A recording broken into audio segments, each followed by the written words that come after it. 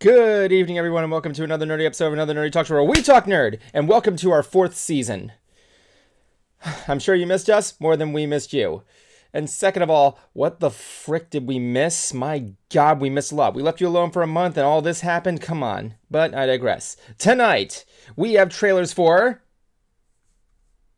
1 month and I still can't get in the right place. Roll it again. We have trailers for, bam, there we go, Texas Chainsaw Massacre and Guillermo del Toro's Pinnochio. Weird stuff there, considering that there's going to be another Pinocchio film this year. I don't know why, but whatever. It's Guillermo del Toro. What am I going to argue? In other news, Sony made a huge purchase this week as it acquired Bungie. What does that mean for them? We're going to discuss that tonight as well. Holy crap, it's been... how many months? 3 months now? 4 months maybe? And people are still talking about Spider-Man.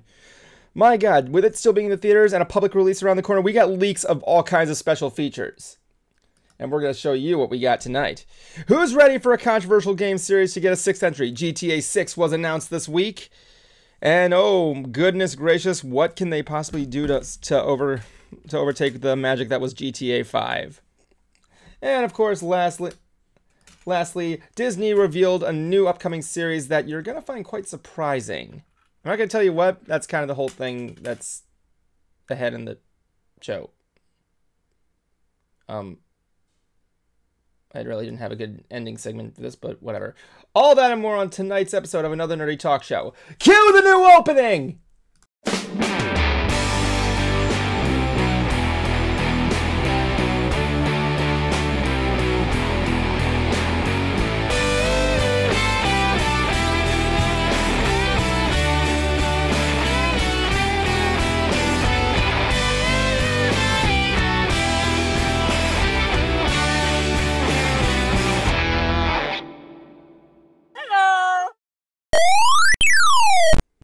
Welcome back, everyone. How do you like our new layout? I can't hear you, Kuma. There you go. Pretty sweet. Loving it. Yay. Yep, a little cramped, but you'll get used to it. Why not? So, welcome back. Welcome to another season of Ants, Season 4. Thank you very much. I can hear my voice echoing from somebody. Is that you? I think someone put the things on anyway. Right, Derby says, badass. Thank you for doing that. I love the new segments, too. The opening was a lot of fun. That was all motion capture, believe it or not. Cruiser will be joining us tonight, but let's talk about my other hosts here. The beautiful and psychedelic and always high, Kuma the Sleepy. Kuma the Sleepy, how are you today? Hello, that's good. Jablonski, how are you tonight? Oh, yeah, that's Jablonski, too. He does stuff. I'm the funny person. You're the asshole. Yeah, of course I am. Like I said, I'm the funny person. All right, so can you believe this? We were gone for a month, 1 full month, and all this shit happens. Like all this shit happens. It's like, who did we lose? We lost Betty White. We lost Meatloaf. We lost Bob Saget. We lost the friggin' voice of Charlie Brown. What the fuck, man? Not Meatloaf. Well, I'm mostly sad Betty White. Yeah, everybody's sad about Betty White, man. She was like the Stan Lee of grandmas. Tell me I'm wrong. Oh, may they rest in peace. I wish I could have done a quote, but there was too many to count. Anyway, what else happened this week while we were gone? It's way too much, man. Not a lot. A lot. Yeah, quite a lot. There you go. Thank you for being a friend. Anyway, so we got a lot to talk about. Jablonski, what are you eating? Do we need to bring that old segment back? No, now? I'm not going to bring it back. Segment. What are you eating during my podcast? Chicken Alfredo over biscuit. Oh, chicken Alfredo over biscuit because it is biscuits. You fucking filthy Texan weirdo. Or is that biscuits? Is that biscuits and gravy? I can't remember. No. I don't know. You ever had biscuits and gravy? Chicken Alfredo biscuits is when Italians and rednecks get together. Funny story about the biscuits, though. Biscuits. This local place that I go to, that's directly connected to a card shop that I go to.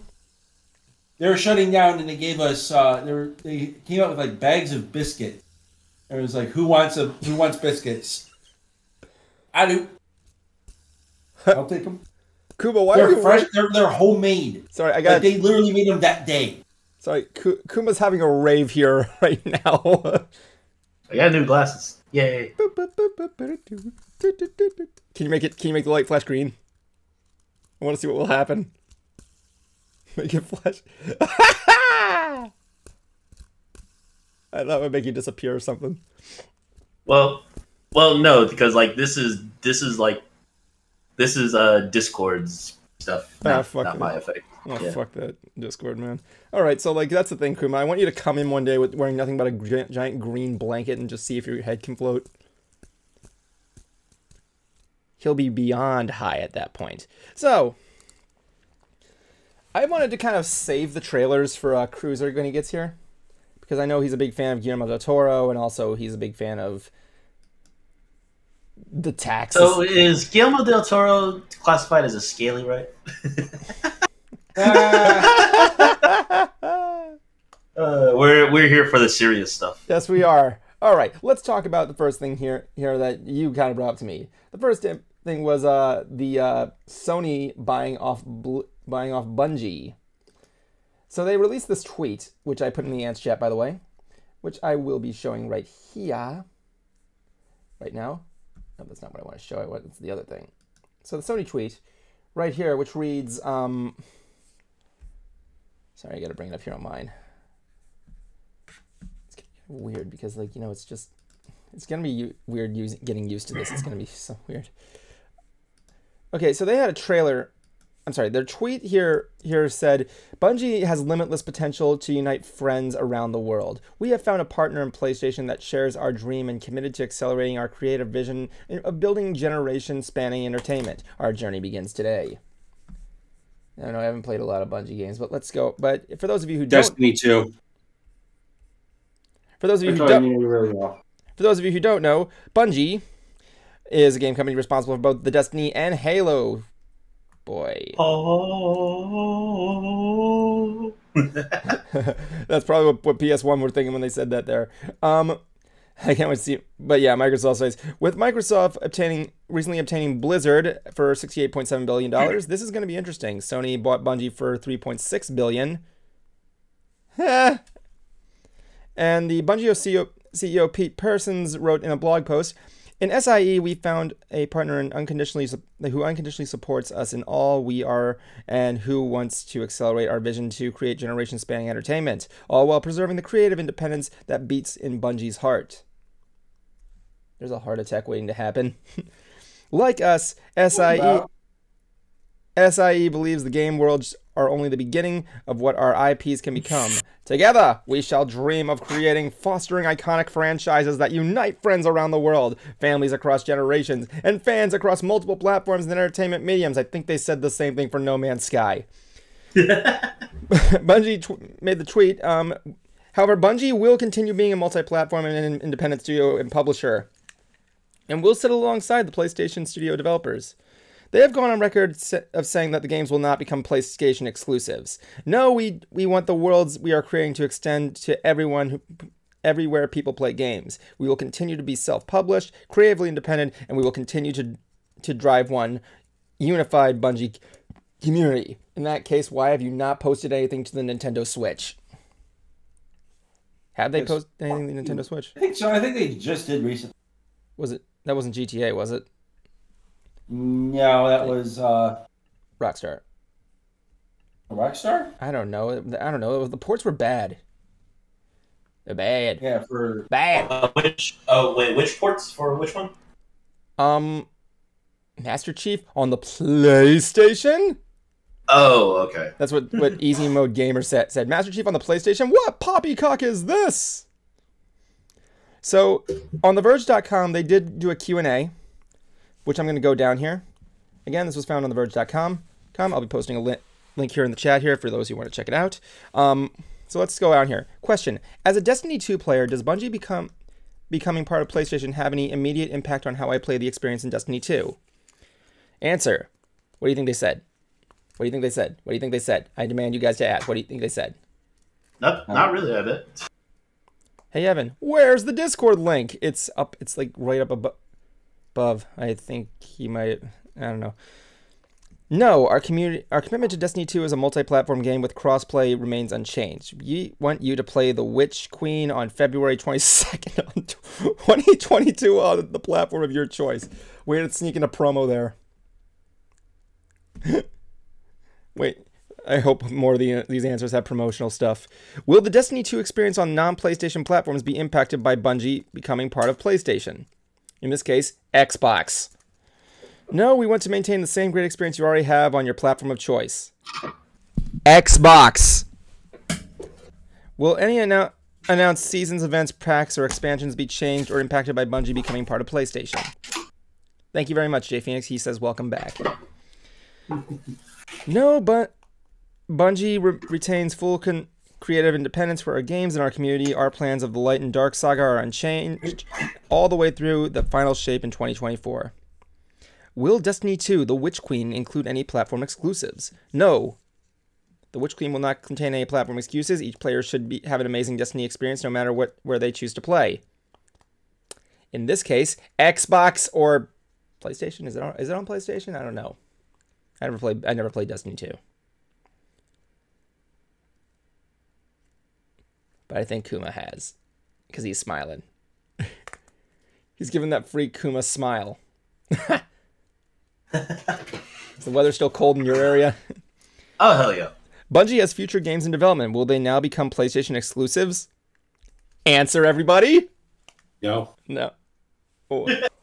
No, we want the worlds we are creating to extend beyond where people play games. We will continue to be self-publishing, creative, independent. We will continue to drive one unified Bungie community. I played Destiny on Steam. Oh, yeah, I did forget about Steam. I played Destiny on Steam, Xbox... What? What kind of a question is this? I played Destiny on Steam, Xbox, or Stadia. Will my platform still be supported? Well, considering what they said, the first word they said in all their other questions, the answer is obviously yes. It is yes. Imagine if their answer for that was just like, friggin' Kuma is looking sus. I wish I had the freaking Among Us theme there. Okay, so like, what do you guys feel about this? The whole obtaining of the of Bungie. There's an image I saw which kind of summarizes it good.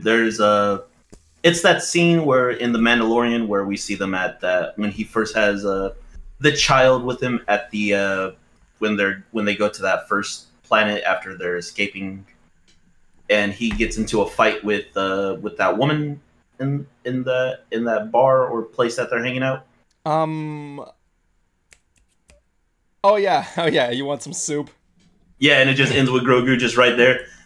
Famous. Yeah, someone made an image or someone made a meme of it where it's like Bungie in Microsoft and then like Sony and some other things. It's like, oh yeah, now that they have these, they'll be able to release this on this platform or release this on this platform, and then it just has Grogu right there. It goes like, my childhood just confused. Because it's a thing of like Sony and Bungie, they've been like rivals for a while. Yeah, man. Or yeah, since... Hey, I mean, if Nintendo can obtain Sega, I mean, if Sega and Nintendo can patch things up, I'm sure Sony and Bungie can. I feel like this is all just leading to what I thought like a long time ago, where sooner or later we are gonna just have like just one console for everything, like it, which essentially will just be, it'll also be a PC as well too. So like it's no longer gonna be called a PC or console. It's gonna be called Google something. It's gonna be called the internet. Oh just yeah, the internet. I can see that. Yeah, no, the net. Yeah, imagine that. Just like friggin' Steve Jobs goes on stage. It's like, we have a new. He has like the whole thing there. I know he's dead. I know he's dead. The net. It's called. No, it's a hologram. It's a hologram of him. It's called the net. You ever wonder, just one day, you ever wonder if there was ever an E3 or like whatever conference? I don't know why I went to E3. The guys just up there and like, we have a new thing to show you. The internet. Right? Or just like how to view the internet this time. How would you freaking present the internet? He's like on a... You ever see those images like this will be on the internet? Welcome to the now internet. that I will be think your about guide. I will be your guide. Now that I think about it, I don't know if they've ever. Well, I've never been to any kind of like. I've never been to any of those kind of lectures. This is how you sell the. This is how you sell the internet. Porn. The internet was a blessing from the Lord Jesus. If you guys understood that one. Yes, Bravo. the internet, something that exists that you can't see. He just raised his hand. No, Mr. Jobs, Mr. Jobs, how do you play this in Tornet? How do you play that? I've never been to like any sort of tech demos or any lecture places like that or anything. But that had to have been a thing back then, though. That had to have been a thing back then, where they had to have been like, yes, so we made this full network that people could go into and interact with one another. We call it the internet. Well, I mean, like Bill Gates did a thing on the Doom thing. Just imagine that. Someone says, how do you play the internet? He just shoots him with a shotgun. Pff, don't interrupt me. You've seen that trailer where he's promoting Windows on Doom? The video looks horrible. It's like but it's really cringe. It just shows Bill Gates and fucking... But yeah, he's trying to present Windows, and then this zombie comes up to him, and he's like, and then he shoots him with a shotgun, and he just says, don't interrupt me. The internet is only $89.99 for PS6. Hey, easy mode, how you doing? People, I want to see a game cover. What does the internet's game cover look like? I'm afraid. The internet is really, really great. The first cover I got was BioShock Infinite. With Watchdog and Battlefield. It looks like the fifth result was Fortnite. Windows 95. I wonder if we can stream on a Windows 95 computer. Somewhere someone has done it, I bet. Holly Higgins. I have learned through the internet that there has been someone at some point that has thought of something, and then there's been someone across the world who's probably done it. Punching a swing set. Let me see there. Has that been thought of yet? Punching a swing set? Kindergarten. Nope, apparently hasn't been done yet. I am punching a damn swing set, really. It just shows a punching bag on a swing set. No, you have to punch the swing set, not the punching bag, the swing set. Punch the swing set. If you guys send me... Okay, we have a Twitter page at SCYTHE. I want you to send me pictures of people punching a swing set, be it a video or photo. Hashtag swingers swing the swing set. Hashtag swing the swing set. Kuma, what are you drinking? What are you drinking on my stream? Lipton green tea. Lipton green tea, huh? Did you bring enough for everybody? Fuck you, I can't have that. Oh, look at you, man. You drinking that whole thing there? Look at friggin'... Yeah, it's like that much left. Yeah, man. I mean, I'm probably sure there's like decaf tea out there, man. How long again do you have to stay out the caffeine? Who said I was stopping? Yeah, I was gonna say, didn't you not hear his story? He just literally said he's not gonna do that. Yeah, whatever. So, well, I can't have green tea because of ginseng. I mean, there's green tea without ginseng. Really have it anyway. Ginseng is not like we're all fat, sick, and nearly dying. That's that's the name of a documentary. I want to try and test the method. It's about a guy who fasts for about 2 months and exercises. I was gonna say, you mean starving himself? No, he blends his drinks. He blends fruit into drinks. Okay, then that's technically not fasting. Then that's what's. Well, fasting. When you fast, you can still drink water. But that isn't water. Yeah, that's not water. If it's blended, no, that's a blended. That's a milkshake. Let me see if I got. Yeah, that's a smoothie. What? Okay, calm down. Let me look up and see if I can get the right term. Fat, sick, and nearly dead. Oh my god, that cover. Fat, sick, and nearly Yeah, it's dead. called. Actually, yeah, it's called a juice fast. Okay, then that's that's not fasting. Then. Yeah, it's pronounced juice fasting. Yeah. It's still fasting is just. Fasting is just not. Shut the fuck up. Shut the fuck up. We're talking about Spider-Man. Great segue. Shut the fuck up. We're talking about Spider-Man. Yeah, let's go from juice fasting to Spider-Man. It makes a perfect combination. You know what I'm saying? So, as you know, there's a relation somehow. Dude, Spider-Man is the relation to everything. Tom Holland juices. Tom Holland juice. I don't know. I'm pretty sure Spider-Man had a juice sometime. Oh, God. Spider-Man juice. I want to look that up. Spider-Man juice. Why was one of the reactions? Tell me if you think this is also a good idea at some point. If we had a grown Spider-Man that's not Tobey Maguire, how would you feel about Ryan Reynolds being Spider-Man? No. Really? Why not? Just because he's Deadpool. He's Deadpool, man. Well, I'm just saying, like, overall, like, well, Spider-Man, I mean, Deadpool is supposed to be a counter to Spider-Man, wasn't he? No. What was the reason they made Deadpool then? I forgot. Dude, yeah, like friggin' Angel of Speed says 2 more Spider-Man. Yeah, the guy who played Miles Morales and Nicholas Hammond. Am I the only one that remembers Nicholas Hammond? Come on, guys. Fucking. But what? No, what was the reason that Deadpool was made then? He was made for a reason. He was made to play Deadpool. No, there was a legit reason in the comic books that he was made. I don't know, man. We're talking about Spider-Man now. Anyway, wait, so here's the deal. So Spider-Man No Way Home, we saw it. It's good. Understatement, maybe? I don't know. I was going to say it's good. It's good. Wow, okay. But is it better than Spider-Verse? So someone didn't cry when... Oh yeah, I cried. I cried my eyes out, man.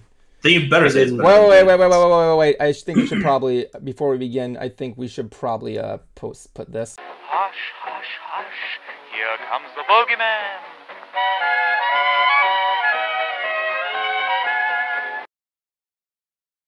Gonna spoil it. I love that screen. Okay, chop, 5 minutes. So Spider-Man came out, and it was good. I cried. I laughed. Oh, my God. I saw some Daredevil. I saw some friggin' Green Goblin shit in there. I got some Doc Ock. I got 1 split second of Kraven the Hunter. My freaking headphones cut for a second the moment you said Doc Ock. It sounded so weird. That was just really going like, wait, what did he just say? Honestly, did it make it sound like Doc Cock? Doc Ock, man. Like something because it went by so fast. I was just going like, wait, what the fuck did he just say? Dude, we all need some Doc Cock. Anyway, Emma, let's talk about the deal here. So we all know Spider-Man. Everybody was in there. Toby was in there. Andrew was in there. Friggin' Thomas Hayden Church was in there. Friggin' everybody was in there. Everybody was good. Dr. Cock's performance was amazing. Yes, I agree. It was Rad Crab. Rad Crab said that. Rad Crab.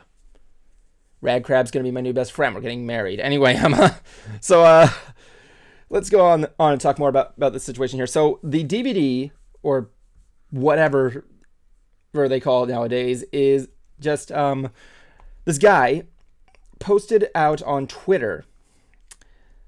As one does. So, first of all, I want to also point out this movie's still in theaters. You should go check it out if you haven't. But let's face it, no shit. If you're on this show, you already have. The memes are still up and alive, I swear. The pre-orders are out there. I made one myself, $20, good stuff. So No Way Home is set to be released by the end of February. So comicbook.com posted a tweet by one Amit Chaudhary.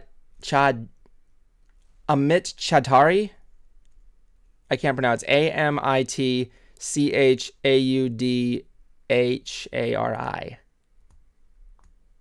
Rest in peace, family member of Spider-Man. Oh my God, Uncle Ben and M.A. It was a cool scene. Anyway, so they have, what was tweeted was a list of deleted scenes in the and other bonuses, but mainly deleted scenes, where I got the tweet right here. I believe I posted in the Ants chat. If you guys want to see it, it's going to bring up the desktop here. I don't think it's on here. I didn't. I see the Bungie tweet, and I see the tweet. Oh, hold on. Let me see. I'll get that to you guys. Anyway, the screen you're seeing here was what he tweeted here. I'm going to get it for you guys in just a second. When did Spider-Man come out? The 1960s? I think. Was it? I don't know. I don't know. I was not alive that time. I don't know, because I was going to say, what we need right now is a Spider-Man that takes place in the 1962. Thank you, Angel Speed. What if we had a Spider-Man movie that takes place in 1962? That'd be interesting. It would be different. It'd be cool. Yeah. So yeah, I mean, with everything that the '60s had, I don't know, but yeah, I guess. well, I can't really share it here, so I'm just gonna post the link there instead for you guys, so you guys can check it out. It's on. I just want that version. I just want that one song that guy sings in the subway. In the subway. Yeah, in the Sam Raimi one. Yeah. I just want that to be the opening. Then dressed like a spider, looks like a bug. We should all give him one big hug. Look out! Ooh, here comes the Spider-Man. Gotta get a movie about that guy. That would be awesome. All right, so who was that guy? I don't fucking know. He was the guy that came 2 people after Jimmy Norton. Hold on, we got. I'm gonna look it up. Yeah, you do that. We got a caller. I'm gonna put in Jamie Allen, just for the shits and giggles. There. Let's go to the phone and see what we got there. I gotta put that back on the other thing. Oh yeah, by the way, sorry guys if I have to keep doing this because I have to keep switching hosts back and forth. So there we go. Jamie. Hello, Evan. It's me, Jay. Jay, what's up? That was loud. Oh yeah, you're the guy that friggin' juiced our Discord server. Yeah, sorry. I didn't mean that. I didn't mean that because someone thought they got me a nitro, but turns out it was just a spam. Don't click the links. Yeah, man, don't click the nitro links. That's not good. It's not good. You gotta learn, man. You gotta learn. You gotta freaking learn. You gotta learn from the pros. Well, I didn't know that. You didn't know that. Why didn't you do that, man? Nothing's good. Good and free. I mean, that's how I got. I mean, I was promised a year's supply of toilet paper, and I didn't get it. What the frick? Oh. And you're not even gonna and you won't believe what heck Jablonski. Then again, Jablonski fell for it, and look what happened to him. He turned into Jablonski. Boy. Heck, Kuma did it, but no, he just got a lot of weed, so that was kind of a good deal on his part. He's like the 1% that got lucky. So, what do you think about Spider-Man? Oh yeah, I would watch the Spider-Man. The shocking part that the symbiote is still there. Oh yeah, man, I want to see the Tom Holland in that alien suit, dude. Yeah, I already talked about it with my other friends, and they were shocked. And also, Mysterio was never there, including Vulture. Yeah, that was one thing that got me. Scorpion and Vulture not being in there. What did you guys think of that? Like, we addressed that, didn't we? I think we did. Oh, I found out the guy. Who is it? His name is Jace Bartok. Let me look that up while you're doing that. Guys, talk to Jay Phoenix. I'm going to look this up. Jace Bartok. What's up, Jay? And nothing much. I'm still working on some artworks, and also I'm been working on an animation, including I might be audition for artist on audio drama. Oh, nice. Really good. You're studying animation. Yeah, and also I might be audition to audio dramas already. Nice. Just small projects about it. Oh my god, dude. You can buy an autographed card from him on eBay for $11.95. Dude, we should get one for Cruiser, man. Yeah. Oh yeah. Can we have him on? No, I'm gonna do that. Yeah, I'm just gonna do that. Yeah, freaking Jay Bartok, you just want him to sing that song, don't you? Yes. I want him to sing the full version because we only just have that part where he says, "Here comes the Spider-Man," and it just cuts off right there. Then we're just going like, "I want to know the full version." Yeah. It's like so funny. I never seen that. I never seen that part. You don't remember? You didn't see the original Spider-Man? No, I didn't see that Cruiser sing the Spider-Man song. Oh, he didn't sing it. Oh no. Oh, that'll be fun though. It would be, maybe. Maybe. And there was this old meme of that Steve is trying to sing the Spider-Man song on Gary's mod. It's kind of funny. Who the fuck is Steve? Minecraft, dude. Who?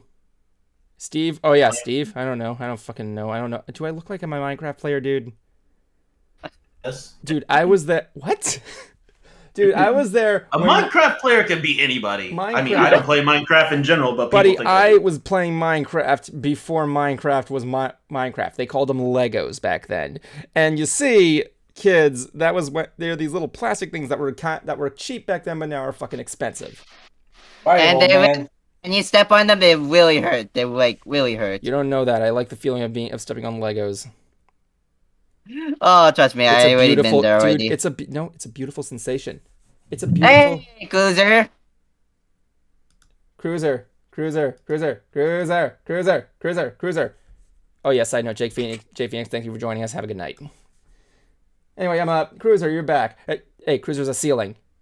Cruiser, we can't see. Oh, there he is.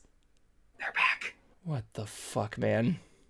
They're back. Hey, Cruiser, get a load of this. Hold on a second. I'm gonna just hold on. I'm gonna buy it right now. I didn't know this was cosplay night. They're back. You don't get it. No, I don't get it. I didn't hear any of that. Anyway, so I'm just gonna show you the image right here. Spider-Man.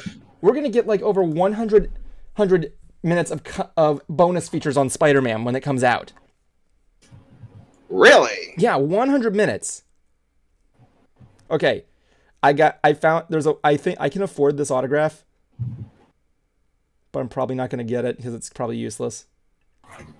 Who is it? Jace Bardock, the guitar player in the first Spider-Man. In the subway, dresses like a spider. No, see what you should get the violin player from the second movie. Spiderman, Spider-Man. No. The guitarist in the subway is so much better because Yeah, that was man, just the sorry, first he time. was better, man. Sorry. I'm looking at the other one. I'm like, racist. I think I don't know. Anyway, let's move on there. So yeah, we're gonna get like a lot of stuff there. Like I'm gonna read some of these. I want to read some of these. Friggin' stuff here. Hold on. Let me just go to the ants topics. In the meantime, enjoy the sweet singing voice of Jablonski. Jablonski, sing something.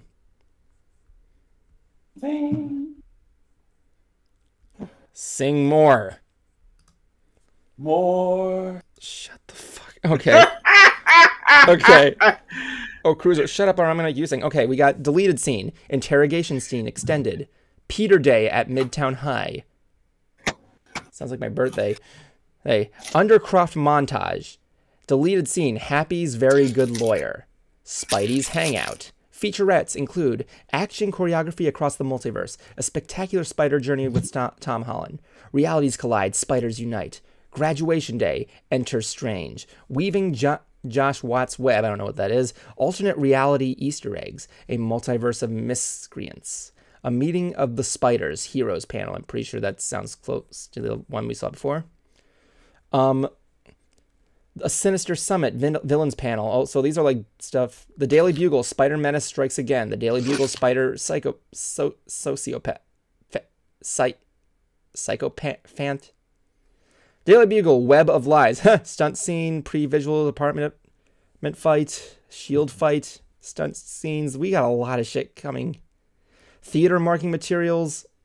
Shows bloopers and gag reel. We got extras trailer. We got a lot of shit coming. It says here, it's like he put the time codes next to the stuff and it's showing like it's adding up to 100 minutes. And it's sad because Cruiser hasn't seen it still. I'll just have to catch it when it comes out. It's still in theaters. That'll give me time to see the sequel. What, The previous movie. I never saw the previous one, I'm going to be honest here. I did do a recap. But yeah, we're going to... Spider-Man No Way Home is coming home with you next year at the end of February. take it home and say what it's worth. So before we go on here, I got another call here. Derpy is best pony. I'm going to bring you in. Let's see what you got. Derpy is best pony. Welcome to the show. Hold on. Derpy is best pony. Welcome to the show. Sorry, I got to freely switch each camera when I got that here. Welcome to the show. So stand there and tell me how much I'm pretty. Derpy is speechless.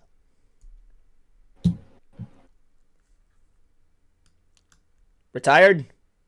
Retired. Anyway, I'm friggin'. So I wanted to talk about the was waiting for you to get here, Cruiser, so we could talk about the trailers. Cause I know. Which one? Oh, both of them. Because I know both of them are horror films. Well, one's a horror film, and the other one's just a deranged lunacy bin. But let's just go over each of them. The first one I was really looking here was the Texas Chainsaw Massacre. I'm gonna bring up the I bring up the trailer poster right here for you. So Texas Chainsaw Massacre is a movie Cruiser's seen. Not this one. Well, this one's the show. It's not out yet. Yeah, this one's the show. But you've seen all the movies, every single iteration, right? Yes. The one including the one where friggin' Dennis Hopper wields 2 chainsaws in his holster belt. Yes. That's still including that one. You can just... Including yes, the one that has the Breakfast Club movie poster. I never got that. Anyway, Well, according to Bill Moseley, it was intentional. Oh yeah, of course it was obviously intentional. So here's what we got for a premise. Influencers looking to breathe new life into a Texas ghost town encounter Leatherface, the legendary killer who wears a mask of human skin. Okay, what is that noise? Thank you. Thanks for the ASMR. So, friggin', we got a new look for Leatherface. What did you think of his new look? He had kind of like a... Yeah, let me take a look at myself, because I have seen it, but keep in mind, I got a lot of stuff going through my mind. Of course. Personally, I like the idea of it taking place in a ghost town now. I thought that was a good idea. What do you guys think? What kind of take place in the first time, or wasn't it just a... It was just a house. It was just okay. Out in the middle of nowhere. Okay, yeah. Yeah. Okay, so wait, so we're going... So it's a town now? It's a full-on ghost. I mean, ghost. Okay, so ghost town. I feel like when I saw it... No, when I first heard the idea of this, I kind of almost thought Jason, in a sense, just with the chainsaw. Jason Voorhees? Yeah, because, like, Jason kind of just, like... I mean, he had his town, essentially, in, like... I guess. Like, I mean, you could argue, like, a camp is like a town. Well, no, I just meant, like, in the later ones, besides, like, that's, like, in the later ones when he's, like, out roaming in like, towns in general. But, like, besides that, I just mean, like, the way I always kind of see it is that, like, Oh, yeah, that's right, Jason. I forgot that one movie, Jason Rides the Boat. Forgot about that one. But, like, I just mean, like, I always see it as, like, horror characters have, like, their own... Not like realm, but like their own areas of haunting, if you will. Their homes, more or less, like their domain, or if you will. Okay, I guess. So Cruiser, the new not Mike Leatherface. I don't know why I was there. Mike Myers, but he looks like a less deformed Victor Crowley. I'll let Evan Google that for himself. Oh yeah, I know who Victor Crowley is. Like, he did look like one thing with the long hair and everything. Like I like the idea of him working in a town. You come to town and Leatherface is the mayor, and he's gonna take down anybody who didn't vote.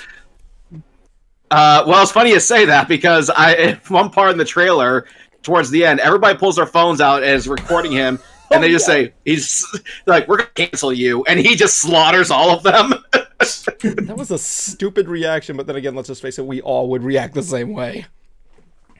But yeah, like, that was a cool scene. Like, everybody's in the town, Leatherface is just thing. But it kind of gives more. It's like looking at a horror survival game where you go around, where you have to hide in like a bigger area. In this case, it's not just the house. It's just you're all over the place. You got plenty of opportunities.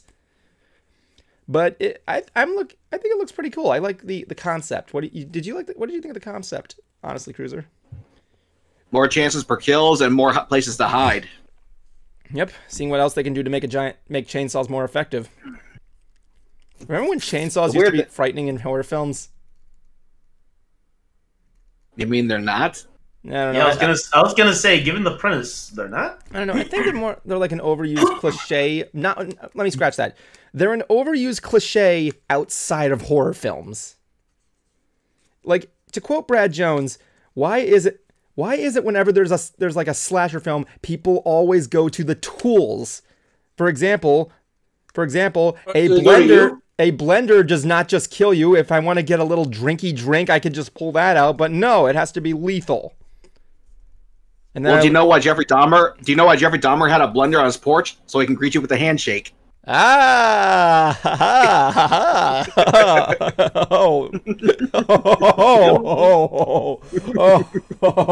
Let's talk about Pinocchio.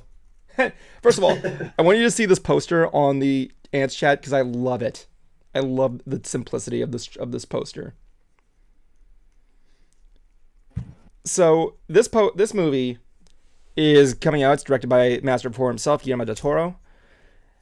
And let's just face it, Pinocchio and Guillermo del Toro are the perfect Tinder match. So there you go. I do like the stop motion animation that they had on there. As a matter of fact, Where's the poster, dude? It's not in the Ants chat. Where's the poster? I didn't put it in the Ants chat? No, I don't see it here. One sec. You scroll up. It's underneath the Texas Chainsaw Massacre.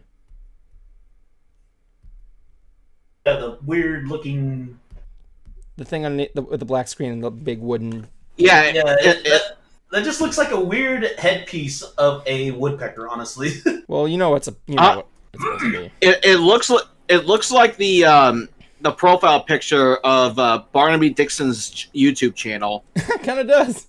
All right, so now what I really found cool about this is that here's what the thing. No, you're an abomination. There isn't a lot of actors I can really tell because the trailer itself only showed the cricket Sebastian, played by Ewan McGregor. But here's the plot. This one was really interesting. So the plot. I have to get rid of the trailer poster. So the plot: a dark, twisted retelling of the famous Carlo Collodi fairy tale. Have you guys read Pinocchio? No. I think good because I think me and Cruiser can agree it's kind of fucked. It's I know real about it, though. Fucked up story. Yeah, I know about it. I never read it. But let's talk about here. About a wooden puppet who comes to life and dreams of becoming a real boy. It takes place in the 1930s during fascist Italy. When Pinocchio comes to life, he turns out to be a nice boy causing mischief and playing mean pranks. But at its core, Pinocchio is a story of love, disobedience, as Pinocchio struggles to live up to his father's expectations. Now, Guillermo del Toro said that this will be a darker adaptation. As a matter of fact, I actually posted another picture of a model of the stop motion of Geppetto and Pinocchio. If you see right there, I believe. Mm-hmm. Yeah. That thing looks first of all, that looks freaking ridiculously like jank. That looks really cool. So, easy mode gamer put down, let's hide behind the curtain of chainsaws. I love that commercial.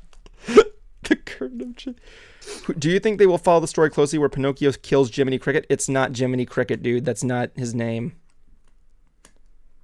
Yeah, I don't know. That depends. Is Pinocchio going to get Geppetto arrested? Oh god, man, he just looks like a weird D&D character or a weird D&D monster. Oh my god, Guillermo del Toro stated that this will be a darker adaptation. How much darker? Of course. How much darker can you make it? I hope he means light. Take a look. I mean, like, will it be like the similar way on how, like, have y'all seen Into the Woods? I thought it was okay. Remember the scene where like they put with the stepsisters where they actually put with the Cinderella what happens to them in the actual book.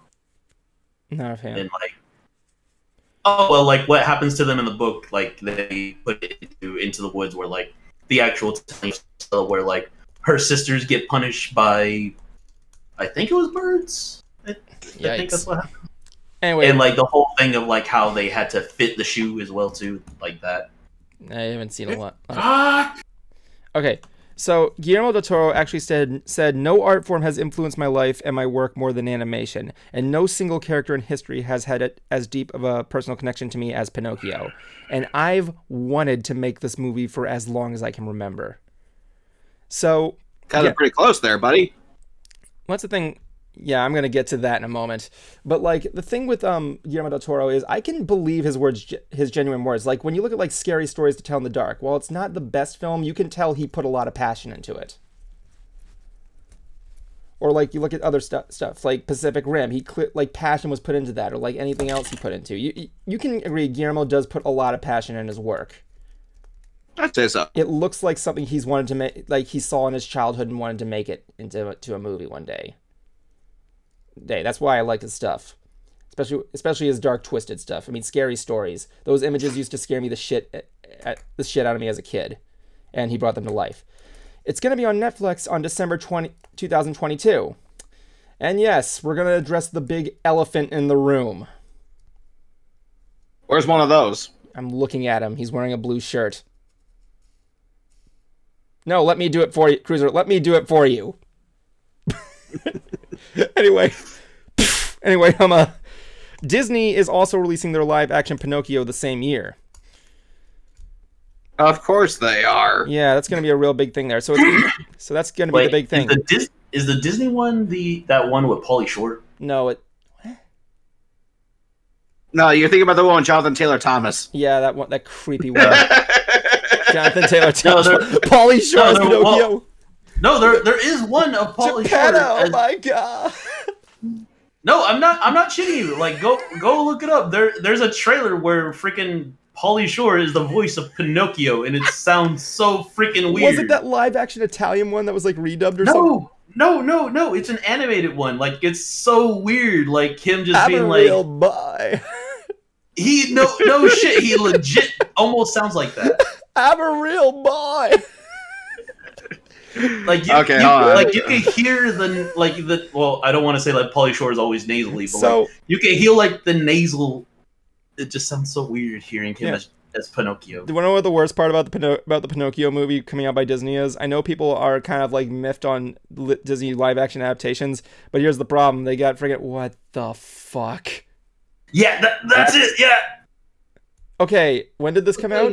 Wait. I don't know. I just remember there's a trailer for it. Cruiser, can you oh yeah, it's called Pinocchio: A True Story. Can you show that to me again, Cruiser? Just hold up to the screen, please. Thank you.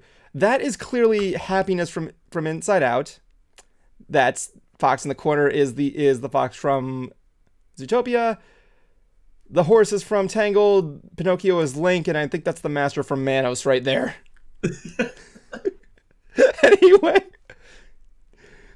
Anyway, so it's gonna be a choice between Guillermo del Toro's creepy version or friggin' Tom Hanks as Geppetto.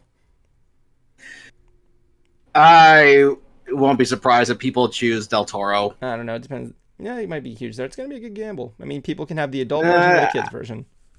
I just think people are getting a little sick of Disney. Wait a minute, hold on. There's going to be another Pinocchio movie coming out, making their 4 movies coming out this year. There are 4 Pinocchio movies coming out this year. Oh yeah, of course. There's got to be a video, like an Asylum ripoff of it, obviously, called Wooden Man or something like that, or whatever. Anyway, let's talk about a big announcement this week. Who likes controversial games that will piss people off and yet the kids will only understand? I do. You like that? Then you're gonna love Grand Theft Auto. Oh, I thought we were talking about it. You act like I haven't? Yep. It's a game series made famous for many things. Some good, some bad. The game is banned in countries. So, 9 years ago, we saw the release of Grand Theft Auto 5 on Xbox 360 and PS3, later ported to Xbox One and PS4. More like PS4, am I right? You think it's funny? They bought Bungie. I don't know about that. Yeah, we already went over that.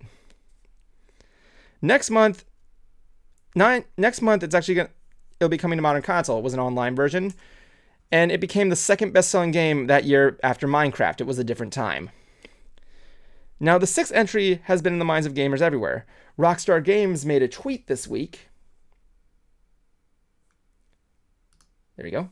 Saying? Where he said, "We like to take the opportunity to thank everyone in GTA Online community for playing with us across 2021. As we enter our 3rd console generation with much more to come in 2022 and beyond, here's a look at just some of what's on the way." On a link They basically said, many of you have been asking about a new entry in the Grand Theft Auto series. Rockstar Games shared in a post, with every new project, our goal is always to significantly move beyond what we've previously delivered. We're pleased to confirm that active development for the next entry in the series is underway. So we got a friggin' another Grand Theft Auto game coming out. Now, I don't know if... It's funny because Grand Theft Auto, in my opinion, has come a long way from an over-the-top version of Micro Machines, but with murder, and to where it is now with an online game. I mean, like, you guys, I honestly don't even know if I've even played a lot of it. I think I played it once at a friend's house, but I didn't own the console because, you know, in the words of Scott the Waz, whenever asked what he ready for Xbox or PlayStation, I just stood there and said Nintendo. Anyway, so what about you guys? Have you guys played the Grand Theft Auto games? Yeah. I was never really a fan of Grand Theft Auto, to be honest. Really? Yeah, it was basically just a giant fetch quest. But it's like can't we like do something a bit more fun than just steal a car? Because I've done that like 10 other times in the game. Like, Really? can we get some variety? Later in the games you can do more things. I mean, it's kind of like when. Go ahead. No, well, later within each GTA, like later on, whenever you get further into the story, you got like more things that open up for you to do. Rad Krabs gave a reaction to Cruiser's response with 5 question marks and said, "Weird take, but okay." Hey, Cruiser, you want to know what will convince you to play Grand Theft Auto 5? Dave Willis has a cameo and he does Carl's voice. Oh God, yeah. I think you told me about that. Like, he's on the radio. Yeah, he's on the radio, and he's like, "Yeah, I'm calling to request any music that's not this. Stop playing all this music. It sounds like a dumpster coming down the street." He does Carl. It's clearly Carl calling. Yeah, I've heard it. I will say that I actually I started playing GTA especially at a young age, playing him and everything. Like, I don't know which video game y'all played that was your very first M-rated game. Politicians were right. One. That's how he got into the weed. No, mine was my first M-rated game that I played was Conquer. I never played Conquer. I missed my opportunity of getting that game. Why they decided Conquer was gonna be a bad guy or an M-rated character when we're playing him on freaking Diddy Kong Racing. Actually, there's a funny story behind that. The guy that took over, who actually loved the idea, he actually did the voice of Conquer. He was actually influenced by South Park to change the character. He's like, yeah, people are liking this. Fuck it, we're making this guy edgy. I could see it, but yeah, but from then on, it was mostly at my cousin's house that I always went to go play M-rated games, and that's how I found about Grand Theft Auto, and I really got into it just because it's not your typical game. It wasn't it wasn't a game I typically play, and I was going guns? Wow, this is cool. I mean, for me, it was Mortal Kombat. I liked more of the open world kind of deal where you could do anything you wanted to. I like the whole open world games are always my favorite thing, especially when you're free to do anything. It's just you're Grand Theft Auto, you can do whatever you want. It's like Gary's mod, only with more active NPCs, excuse me. What did I say? We can see that I don't get a say in this. Go on. An M-rated game that I actually bought, owned, played, interacted with, because while I did play Mortal Kombat, I didn't actually own the game. So mine is going to be Resident Evil Code Veronica X. I had a feeling it was going to be a Resi game. But that's a good choice. The one that I've owned myself, I want to say, is Call of Duty Modern Warfare 2. It took you that long to buy an M-rated game? Honestly, I don't even know what my last one was. Family kind of. Okay then. Mine was. But I've played them when I was younger. It was Mortal Kombat with my cousin. And then it was Halo with a friend of mine. Oh yeah, Halo was one I got, yeah. And Halo 2. So now even now as an adult, most of my games aren't even M-rated. Actually, no, I take that back. The first M-rated game I played, Spice Girls. Ah. Wait, the PlayStation 1 Spice Girls World game? Yes. Wow, how is it not? How is it weird seeing that one scene where you go into the dancing? Why, Cruiser? Why? Why? My sister was a big fan at the time. Why did you buy it? Was it? I didn't. She did. God, how does it feel looking back and you see? I like the scene where I remember seeing gameplay of that. There's this weird thing where you're making the remix and there's just that guy in the background doing this like all over the place. It's like what? And then you go into this dancing room and there's like this big African guy with you can't look at that. Welcome to the day.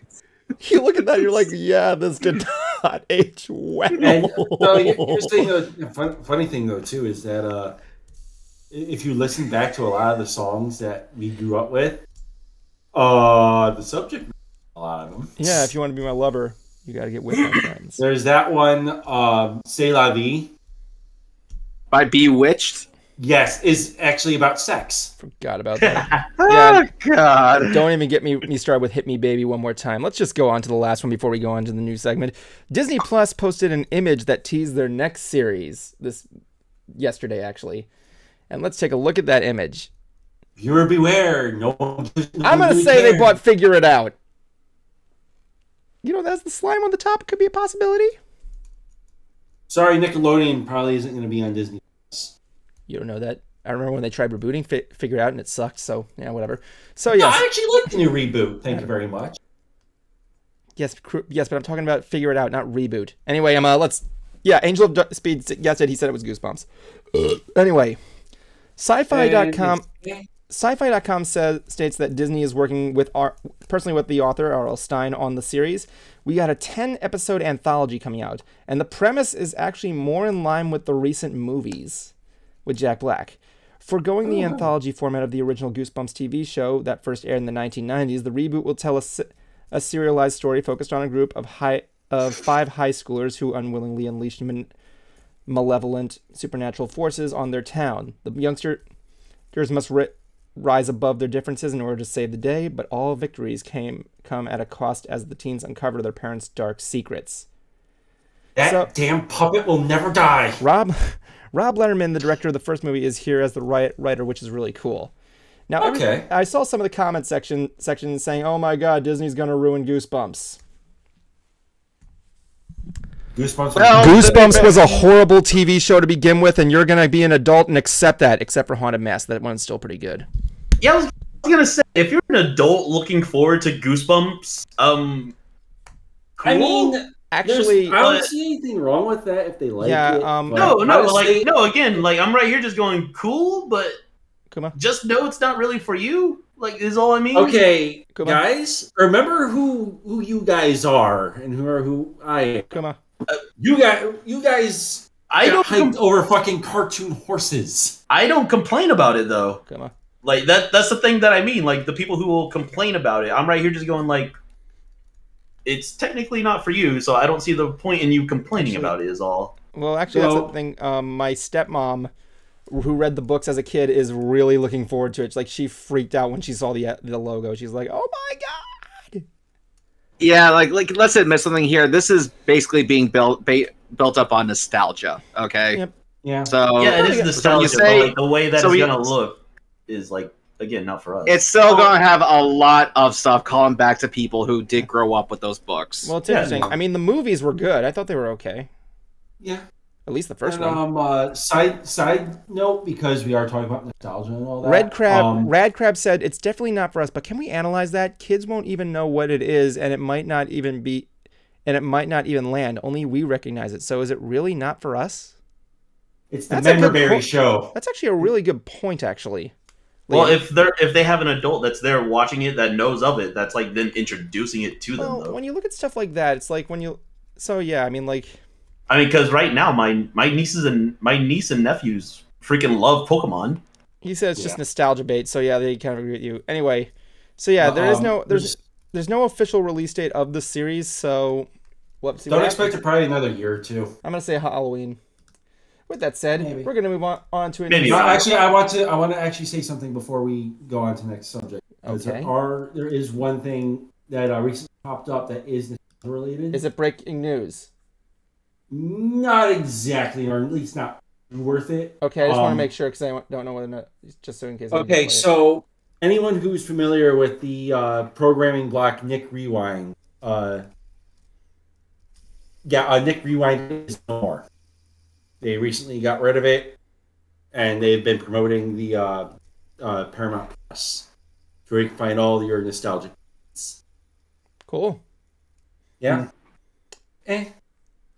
Not, like I said, not breaking newsworthy, just kind of a death of a block that lasted for over a decade. Yeah, we can watch it online anyway. Anyway, let's move on. Let's move on to our news segment. We got a lot.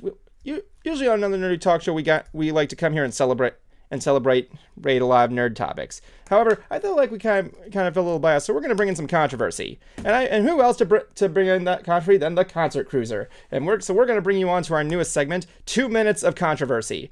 In this segment, Cruiser is going to give us 2 minutes. Is going to take 2 minutes to talk about controversial stuff that happened this week. So, brush up. So, pull out the torches and watch the world burn. This is 2 minutes of controversy. We'll be right back.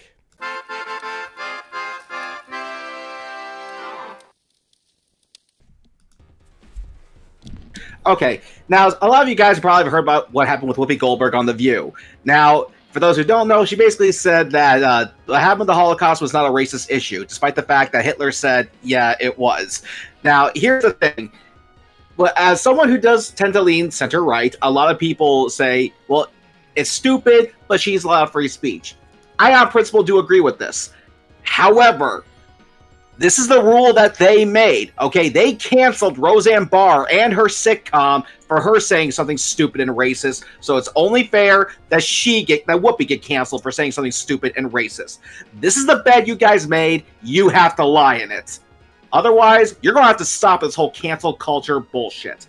Second of all, Neil Young versus Joe Rogan. I'm sorry, Neil, but you are a washed-up folk writer from the 70s.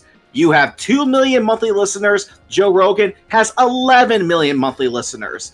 Okay, no one cares about you anymore. And look, this is what I find so ironic.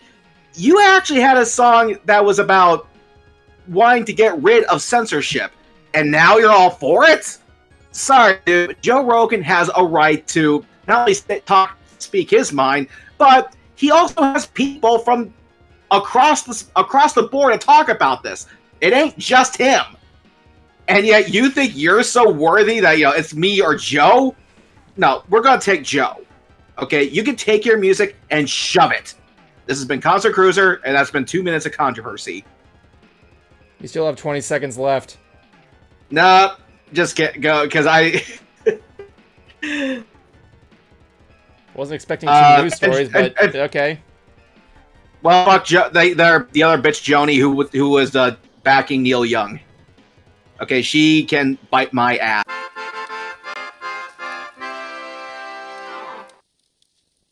Welcome back to another Nerdy Talk Show, everybody, where we talk nerd. So, let's go to the audience here. What a thing. So, yeah, I'm glad we got a good audience tonight. We had up to 10 viewers. We got 5 now. So let's talk to our audience here. How you guys doing out there? Talk to us. We want to talk about things. Yeah, so do I. In the words of Mr. Krabs, what kind of things? Now, it's like I don't know if you're still going to let me do Hooked on Harmonics, but I found something that I really want to talk about. Nope, I'm going to have to hold you that for next week. Sorry, man. 2 words, guys. India metal. I can't believe it existed. It's funny because like in the layout you're actually below me, and I thought you were gonna say 2 words for everybody: douche bag. So see, on my end, you're like diagonally over there. So yeah, well, look, if you look at the thing, I'm right below you. How you doing down there, shorty? I'm gonna drop this beer bottle on you. I can't. Ow! That would be funny if I did that. Like, just a beer bottle falls from the sky. Anyway, there's got to be a way to figure that one out. Kuma, we can't hear you. For me, I'm like in the corner right here, and Evan's just like diagonally from me. Yeah, I can see you down there in the corner. Jablonski's above you, and he's non-existent now.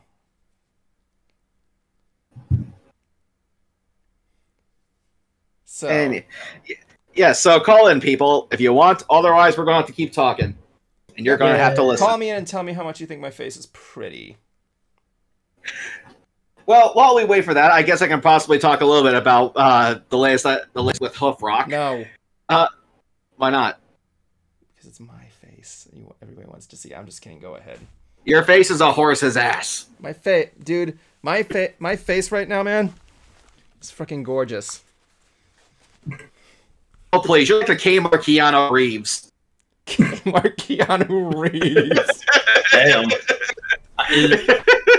I don't know how. Is that a good or bad thing? Congratulations! I now have a new profile nickname. Dollar Store Reeves. No, it came off. I bereave you, man. I bereave you.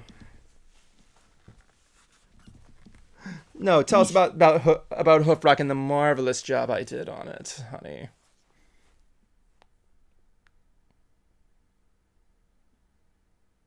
I can't hear you. It left him speechless. Okay, never mind. Here we go. I'm good. Go on. I still can't hear you. I think you might have muted yourself. I don't think... Can you hear us? Kuma, can you hear me? No, I can hear you. I can hear Kuma. Jablonski, say something. Nope. Something? Concert Cruiser. Check your headphones. Make sure they're plugged. Ooh, ooh, ooh, ooh, ooh, ooh, ooh. I know what this means. You know what this means? I can play our new technical difficulty screen. Okay, we fixed it. Anyway, I got thank you, Cruiser. I got a moment to show our new technical difficulty screen. Am I working now? Yeah, we can hear you. Debatable, but yes, okay. I can hear you. Okay, yes. Evan tried using lip sync. Sorry, Jablonski, it's not in sync. I'm sorry. I was more of a Backstreet Boys fan anyway. Bye. Ouch, Evan. Yeah, and honestly, it looks pretty cool because there's not a lot of shows out there that actually do lip movement. Thank you very much. Everyone just kind of uses the whatever vectors. So this will definitely help make it stand out. Yeah. As far as go ahead. Like I'm not gonna pretend like it was perfect because I had to use existing mouths to make it, but it turned out well. It turned out really well in my opinion.